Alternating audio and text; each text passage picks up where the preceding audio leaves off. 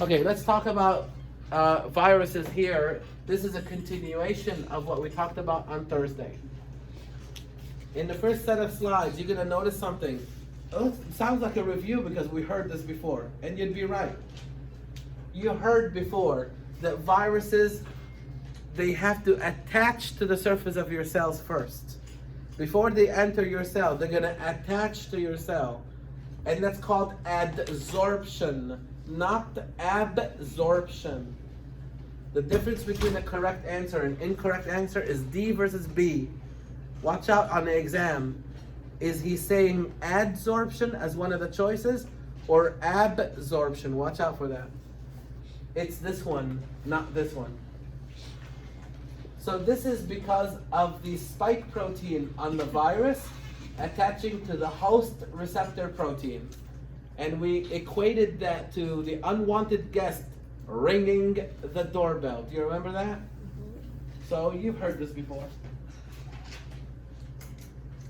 Now, the new information here with this slide is not all viruses attach to all cells. It all depends on that spike protein host receptor recognition. All right, stay attentive with me, please. If a virus attaches to the surface of one of your cells and only one kind, then it will have restricted host range. For example, the hepatitis virus. The hepatitis virus is restricted to your liver cells. That's it. It's sort of like the unwanted guest comes, knocks on your door, but not your neighbor's doors. So the unwanted guest is restricted to your house. So only your house will be infected in this case. Only the liver cells will be infected by hepatitis because the virus has restricted host range. So this is a characteristic of the virus. What is the virus capable of infecting? Only liver cells, so it's restricted. Okay? What if a virus infects multiple cells? It's still somewhat restricted. For example, the unwanted guest comes, knocks down on your door and your neighbor's door. Now 2 homes are involved. Then it would be called moderately restrictive. Okay, what if the virus can attack any cell and a lot of cells and multiple hosts as well? Then it will be broad host range. An example of that would be rabies. The rabies virus can infect multiple cells of a lot of mammals. So broad host range. All right, now that we talked about adsorption and the different categories of different viruses, restricted host range, moderate restrictive, and broad host range, now we're going to talk about the next event. And the next event will be penetration, the entering. The virus will enter the cell. Entering the cell is endocytosis. Enter the cell. Enter the cell. Endocytosis. So the virus is going to enter by endocytosis. And that would be the penetration part. Now remember, viruses may have one coat on or 2 coats on. Which viruses will have a single coat on? The capsid. See, I gave you this information on Thursday, expecting you to go home and get it done. The one that only has the capsid is called the... Waiting for it. Say it loud so I can hear it. The one that only has the capsid.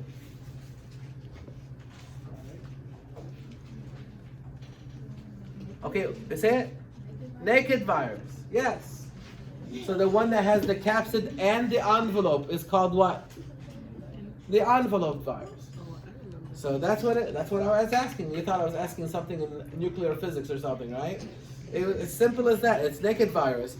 The one that has just the capsid is just a naked virus. The one that has the capsid and the envelope is called the envelope virus. So it doesn't matter what it comes with. Is it coming in with just the capsid, or is it coming in with the capsid and the envelope? It's going to uncoat. Remember? The third step is uncoating. Adsorption, penetration, uncoating. Now there are two kinds of uncoating. I can remove my coat once I get into your foyer. So I walk into your house and then remove my coat. That's one option.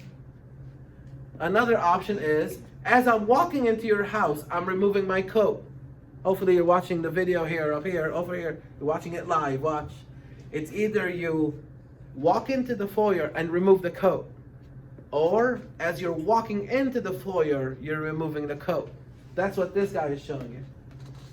This is walking into the foyer and then removing the coat.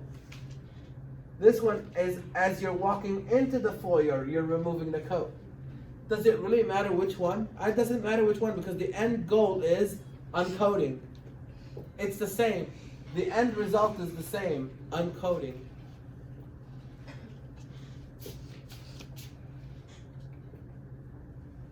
Now once the virus enters the cell, the next step is to make viral particles.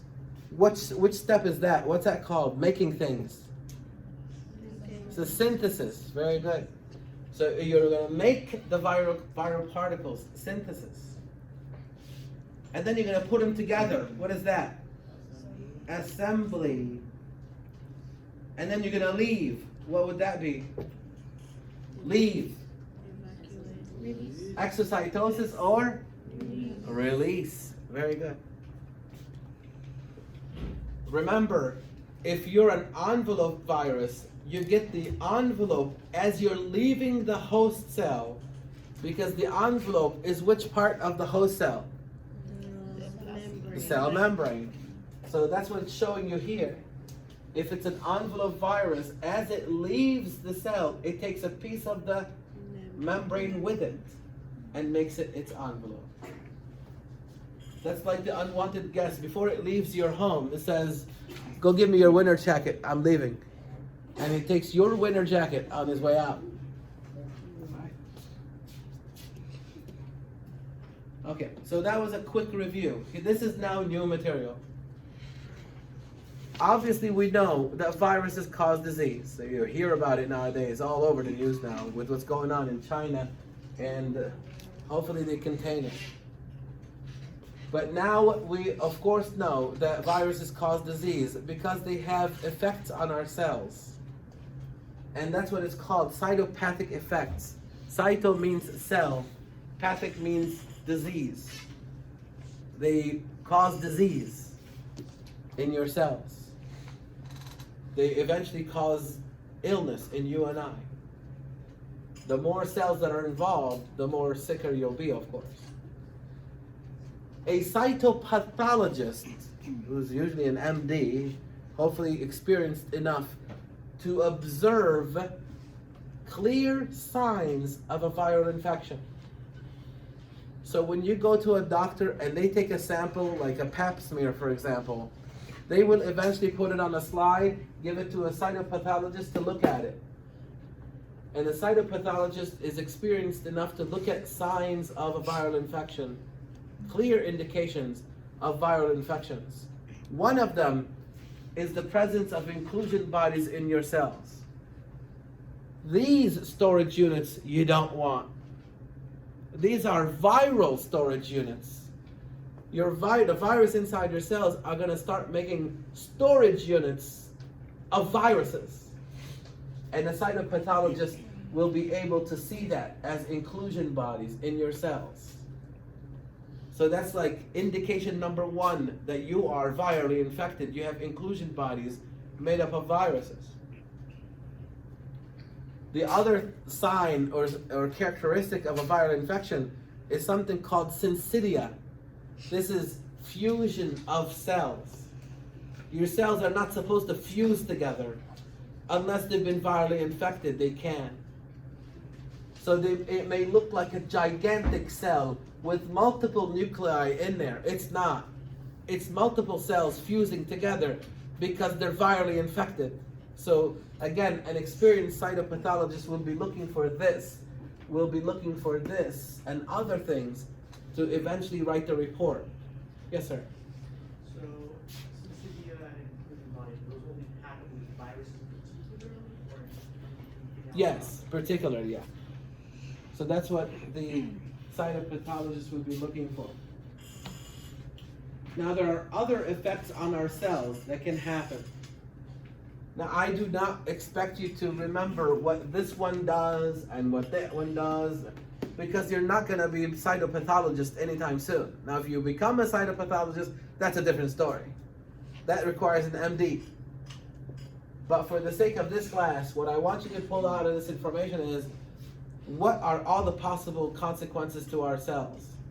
Well, inclusion body is one, and inclusion bodies can be found in the cytoplasm or the nucleus. You can even have nuclear inclusion bodies. You can have syncytia, which is fusion of cells. You can have the cells clump up together or round up. Somewhere on here it says rounding up. Can't see it. Rounding up, here it is. Rounding up, clumping up, fusing together.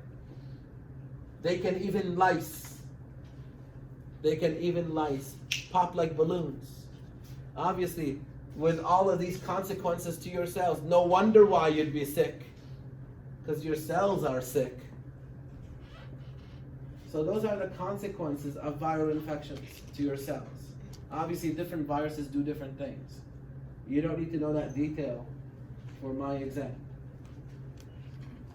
Okay, we switch gears a little bit. We start talking about something called a provirus, and you're gonna, unfortunately, make mistakes with it if you're not listening to me. It's one of those things that students have trouble with. This is your cell, and this is your nucleus. Inside your nucleus, you have DNA. Your DNA is double-stranded. So the cell and the nucleus, and you have double-stranded DNA. The virus is going to come in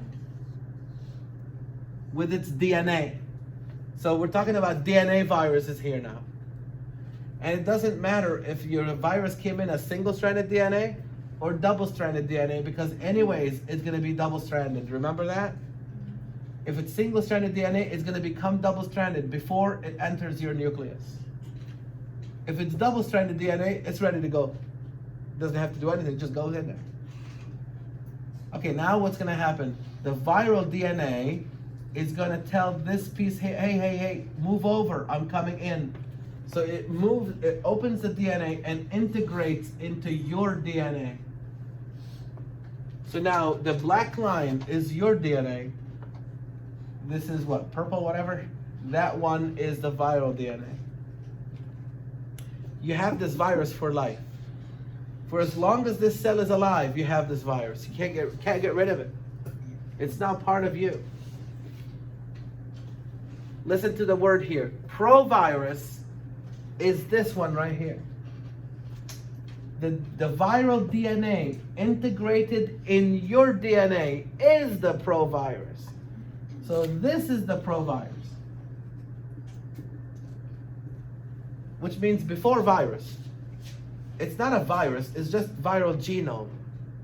Incorporated in your genome. That's called a provirus.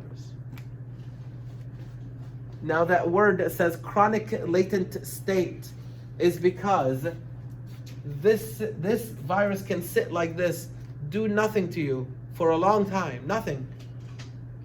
That's called inactivity. And once in a while it says, okay, we're ready, let's go make some viruses. That's activity. So it can sit there and do nothing, and then activate and make copies of itself. So it goes through a period of inactivity, nothing, activity, making copies of itself. Inactivity, activity, that's what's called a chronic latent state. Yes? So what does it have to, is there a difference between dormant and inactivity? To some extent, the word latent means that, dormant. Because when it's latent, that means it's not doing anything. Yeah. But then it activates. So dormant would be the inactive part. Okay. Yeah. So why is there periods of time where it's inactive and periods of time where it's active? What triggers it? Yes. That could be different things for different viruses. It could be, some people say stress.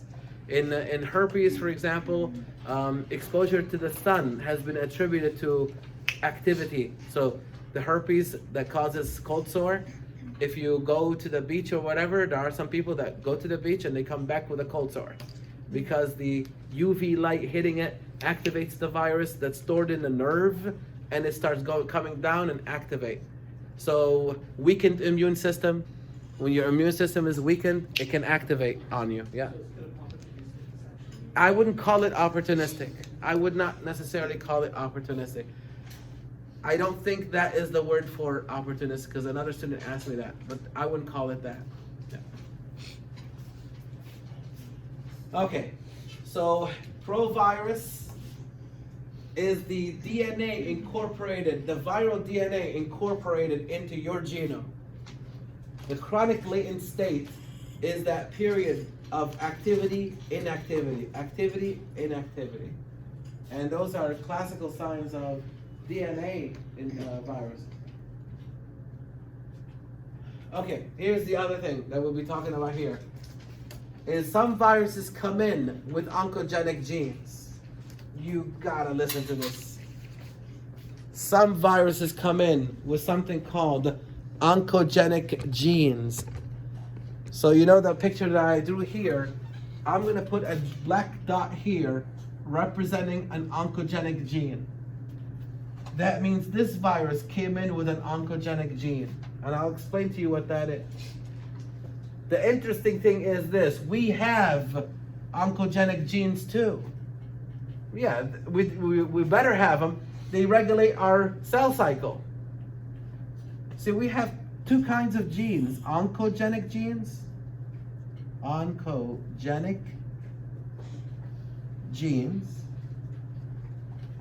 and tumor suppressor genes.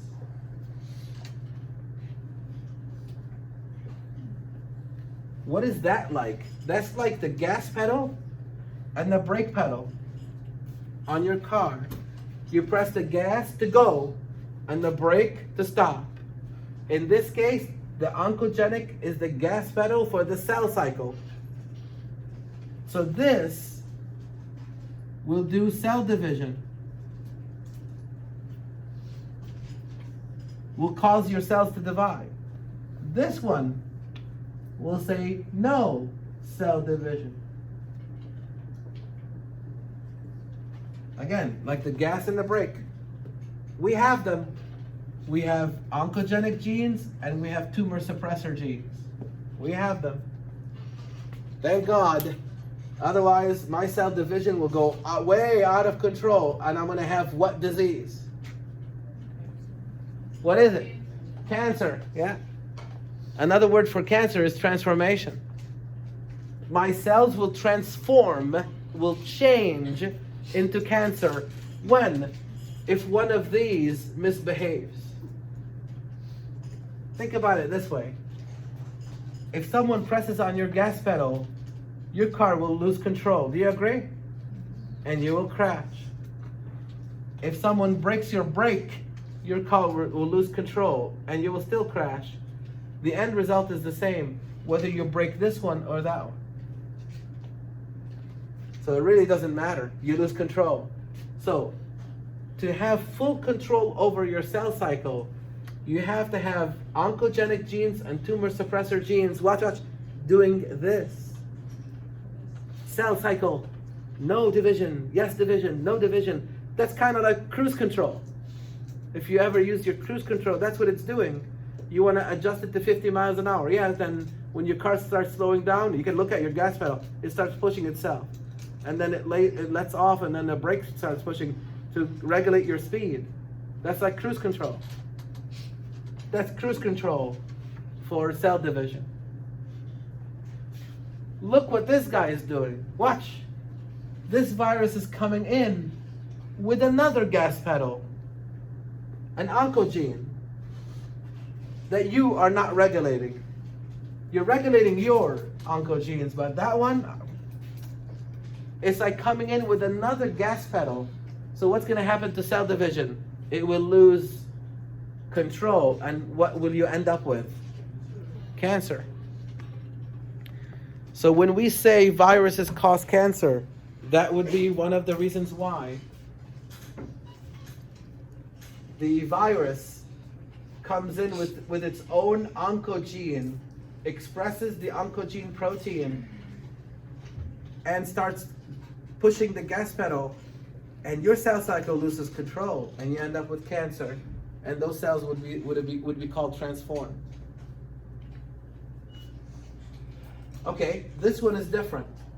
You know what this one is like? The middle one. It's like your passenger sitting in your passenger seat, reaching over and pushing your own gas pedal. You see? That's what this guy is doing. The virus is coming in and activating your oncogenes. That's like pushing your gas pedal out of control. You get cancer in this one too. So it doesn't really matter how you get it. Whether you come in with an extra gas pedal, that's loss of the cell cycle, or someone pushes your gas pedal, that's loss of the cell cycle too. This one is not different from this one, by the way. If you look at the picture, and I'm expecting you to study the pictures, the only difference between this one and this one is that this is an RNA virus, where this is a DNA virus, but the end result is the same. This one is coming in with an extra gas pedal, so is this one. It's just that one is an RNA virus and that one is a DNA virus. This is the different one. This is the one that's pushing your own gas pedal. It's activating your oncogenes. Okay, so if someone pushes my gas pedal, oncogenes, or if someone comes in with an extra gas pedal, I end up with cancer. Do you agree? Okay, what was the other way of losing control of your car? To do what to the brakes? Brake the brakes. That's this one. That's this one. So if you can inhibit the tumor suppressor, then there'll be loss of no cell division. You'll only have cell division out of control. You inhibit the tumor suppressor, you will get cancer. And the two main tumor suppressors are P53 and PRB, especially when we're talking about the human papillomavirus. The human papillomavirus comes with, listen to it, an inhibitor of the tumor suppressor. It comes with products that inhibit the two key tumor suppressors, P53 and PRB. They're cutting your brake line. Good luck pressing the brakes. Forget it. You're going to get cancer. Inhibiting the inhibitor, that means you lose control of cell division and you'll end up with cancer in this case. And the pap smear is named after this guy's name, which I will not even try. All right? But it's not named after papilloma. It's named after the guy who put it in place. And it is a convenient test for women. I know women don't like this test, but it's a convenient test for women to look for signs of a HPV infection. This is normal. These are the clumps and the cytopathic effects. Usually it's recommended about once a year or so. God forbid you start seeing, the cytopathologists start seeing something like this, they'll be like, no, you need to do it more often. We need to figure out what's going on here, okay? Now, the interesting thing is not all HPV viruses are bad. If you look in the human population, the estimate is about at least half of us are HPV infected already. But hopefully it's not with this one. So just because you're HPV infected does not mean you have the bad one. This is the bad one, the one that inhibits these two. That's the bad one. That's the one that causes cancer. Now that is hopefully not going to come near you any time in your lifetime. But if you look in any given population, a lot of people are actually HPV infected already, but not with this one, thank God. So there are men in the room that would say, whew, thank God, it doesn't hurt me. No, it does. Look at the list of things. It does. It does hurt men as well. It's just that we talk more about it with women because it's the convenience of the test, but it can cause cancer in men as well. Initially, the vaccine was given to teenage girls, right? But then they started to, no, the boys will benefit from it too. So now it's given to both. teenage girls and boys get the HPV vaccine. All right, I'm gonna announce this here. I am switching gears. This has nothing to do with what I just talked about, the animal viruses, because this is a what virus? A bacteriophage. And unless I say that, some students think I'm still talking about the animal virus. This is not the animal virus. This is a virus phage that infects bacteria. It's that alien looking guy that I talked to you guys about before. And it looks like this. It comes complete with tail fibers. That's for the landing on the surface of the bacteria. The tail pins for puncturing the cell membrane. And then it injects the DNA. Notice something, however. Be careful now. This is the difference between an animal virus and a bacteriophage. An animal virus will enter your cell, the capsid and everything. Not this guy. This guy is more insulting. It injects the DNA and leaves. It says, I don't have to come in, but I will inject my DNA and that's all I need to do. The capsid does not come in. So the bacteriophage adsorbs, attaches. When it comes to penetration, all it penetrates with is the DNA, not the capsid. That's another difference between the bacteriophage and the animal viruses. And if there's a difference, there's a chance it's on the exam. Now, once the DNA enters the bacterial cell, now the cell will be ordered to surrender. Surrender everything you have to me. Your ribosomes are now mine to make proteins. What proteins? Viral proteins. Hey, I forgot to bring AGCT. It's okay. I know you have it right here. That's the chromosome. You see? The virus is not going to bring adenine, guanine, cytosine, thymine, the building blocks of DNA, because it knows the bacteria has a chromosome made up of AGCT. All it has to do is break this chromosome into its monomers. If you watch and look at the pictures, look at the chromosome. It's gone. By the time you get to here, it's gone. It takes the bacterial chromosome, breaks it apart, and uses the AGCT to make its viral DNA. You know what that's like? That's like having a neighbor with a wall, a brick wall. And you wake up one day, Saturday morning, you have nothing else to do, and you say, you know what? I'd really like to have a wall in my yard. Let me go next door, tear down his wall, and take the bricks and build my wall. That's what it's doing. It's tearing down the bacterial chromosome to get to the bricks, the AGCT, so it can rearrange them to make the viral DNA. If the bacteria complains about it, the virus is going to probably say, don't worry about it, you're not going to live long anyways. Look what happens. What do you need your DNA for? You're not living long enough anyways, because by the time this is said and done, look what happens to the bacteria. It pops like a balloon. So that's called the lytic cycle, because of the end effect to the bacteria. The virus takes over.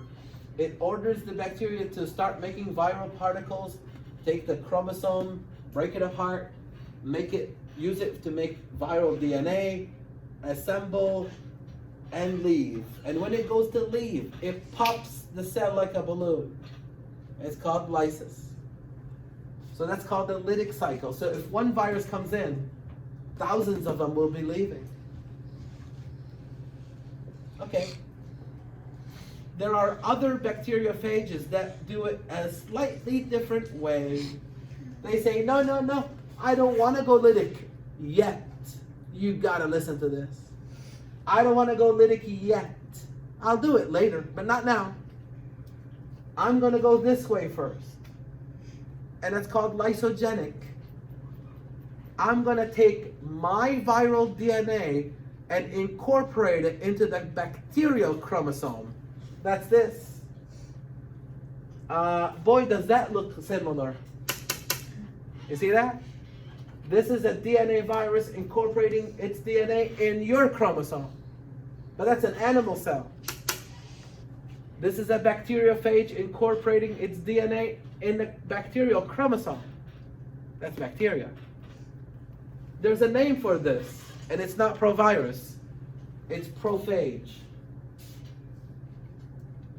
You mean to tell me the same event has two different names depending on which cell we're talking about? That's exactly what I'm telling you. When the viral DNA when the virus incorporates its DNA into your chromosome, it's called a provirus. And the state is called chronic latent state. The same exact event in bacteria, it's called a prophage. And the state is called lysogenic.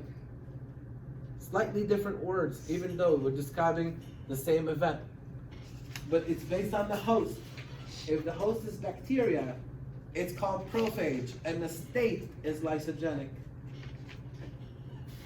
Now listen, not all bacteriophages do this. The ones that do are called temperate phages. The viruses that do this to bacteria are called temperate phages. So now that I know the words, let me state it in a way that describes a story. And that's what I try to tell you guys when you go study. Can you tell the story? And if you can, of course you're going to have to use the words. You'll be fine. Watch. The bacteriophage adsorbs to the surface of the bacterium and penetrates using just the viral DNA. It has one option to go lytic, another option to go lysogenic. The ones that go lysogenic are the temperate phages, producing a prophage. You see that? The temperate phage goes lysogenic and produces a prophage. That's how you use the words, because that's what they mean. Now, at any given time, the virus can say, okay, I'm done with this, I'm gonna go lytic. That's called induction. Because it's a double-headed arrow. Look at that. It can be in lysogenic for a while and then say, okay, I'm done, I'm going lytic. So it goes this way and lyses the cell. Now, why would a virus do that? Think about it. Numbers. Think about numbers. Watch. Let's say, for example, one virus comes in, 10,000 leave. Okay.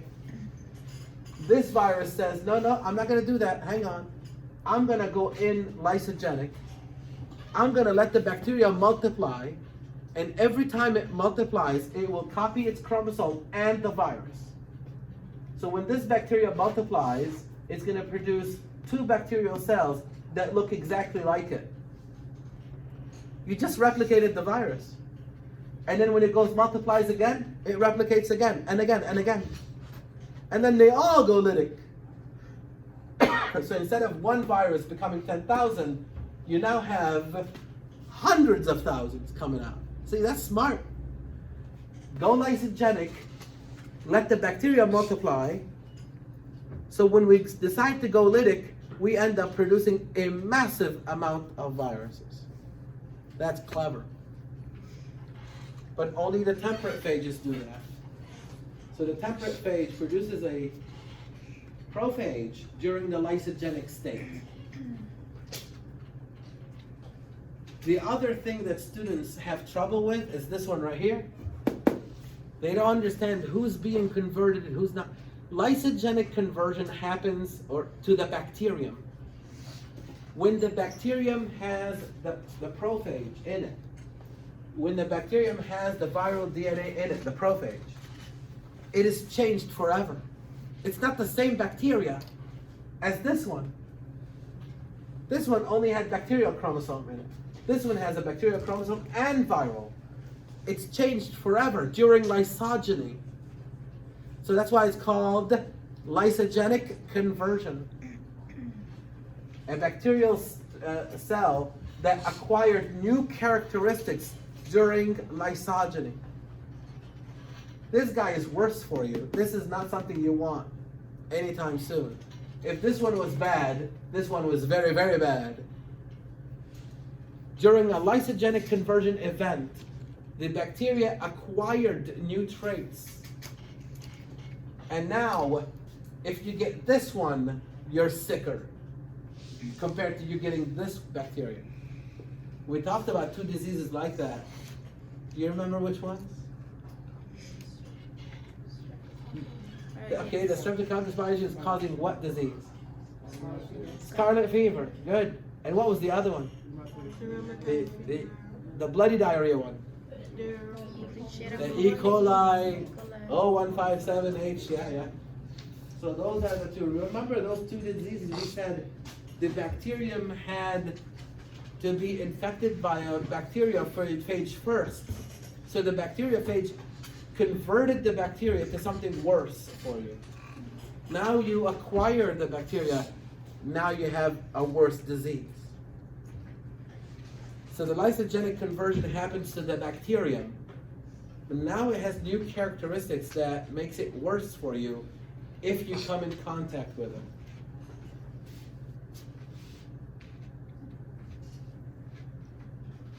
The final slide that we'll be talking about today, and I'll be sending you home to finish the rest of the chapter, to finish it on Thursday, is this slide. Thank God, this is now back to the animal cells.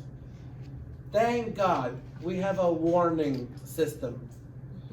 In animal cells, we have a warning system, and it's called the interferons. Watch this. When one of my cells is infected with a virus, that cell knows it's doomed. It's gonna die. Eventually. Whether the virus kills it itself or another cell will come in and order it to commit suicide because it's no good. We'll talk about it in another chapter. It's amazing how that works. But let me say this. If one of your cells is virally infected, it knows it's doomed because it's infected. It's no good anymore. As a last ditch effort there, it's going to send a signal to the neighbors. This signal. It's sort of like, you know that unwanted guest coming to knocking on my door? I was foolish enough to open the door, but while my unwanted guest is in there making dinner, and I pick up the phone and say, hey everybody, prepare yourself, there's a bad guy in the neighborhood. And that protects my neighbors. That phone call is the interferon. So your virally infected cell is going to release interferon to warn healthy neighboring cells that there's a virus in the neighborhood. Prepare yourself. He's coming. He's going to knock on your door. Be prepared. And we'll talk about it in another chapter. And that's called interferon. It's amazing. Nowadays, they're trying to think of ways of using that as therapy.